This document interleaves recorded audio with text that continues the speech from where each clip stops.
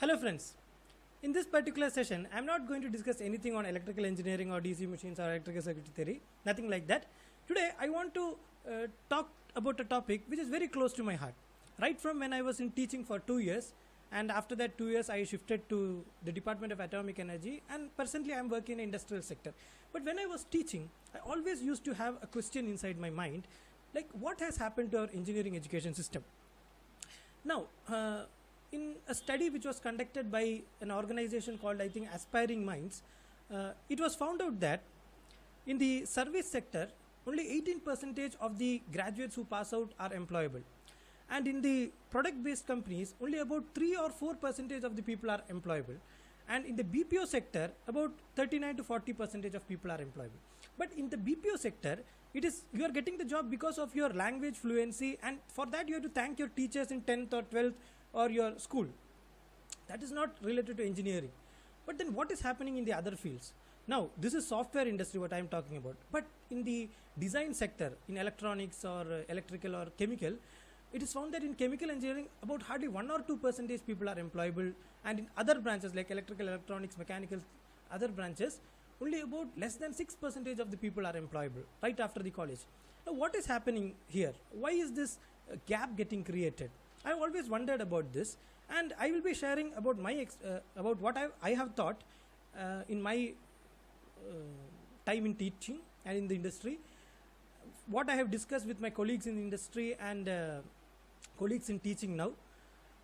And based on this, I will not be ranting about how bad the engineering education is and what is that, what is this. I will not be telling about all those things. Rather than that, I would like to make this into a 2-part or a 3-part series in which I will be presenting certain solutions which I had thought about when I was into teaching. If I had got a chance, maybe I would have implemented all these things also.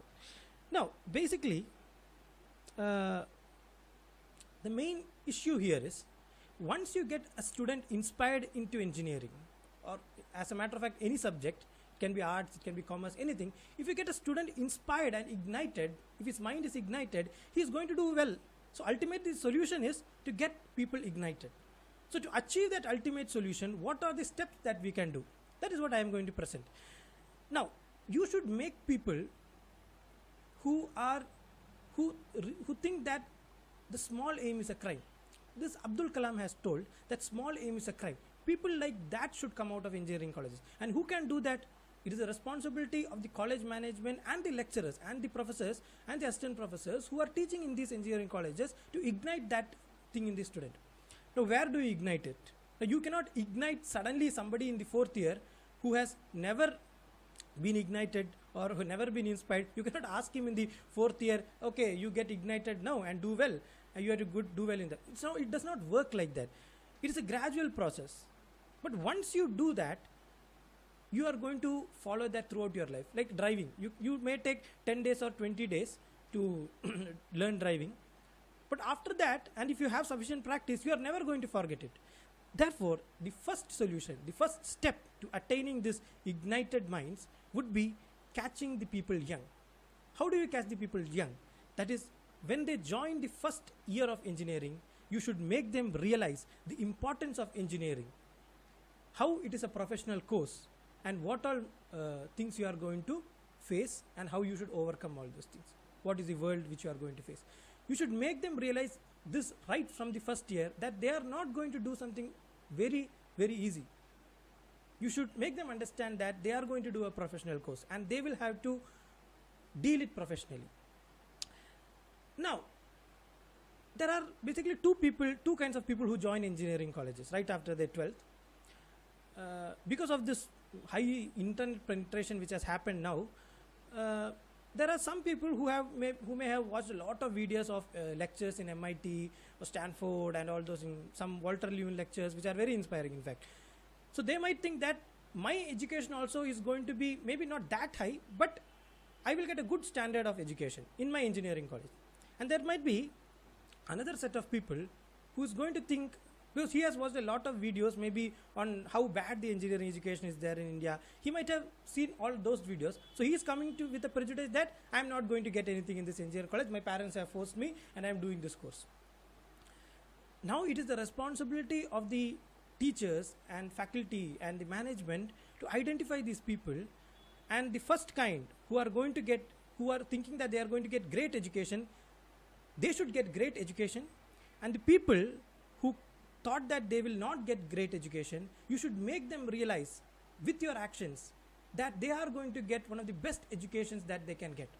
And it is possible here. Do you think that it is not possible to give lectures how they present it in MIT or Stanford? It is definitely possible. If you see the videos, you can realize that many of the experiments that they show in the class can be replicated, especially in electrical and electronics. Then why don't we do that? Now, the important thing here is that you should make an ignited citizen here. You should make people who are leaders. You should make people who are team players. But that does not happen in a day.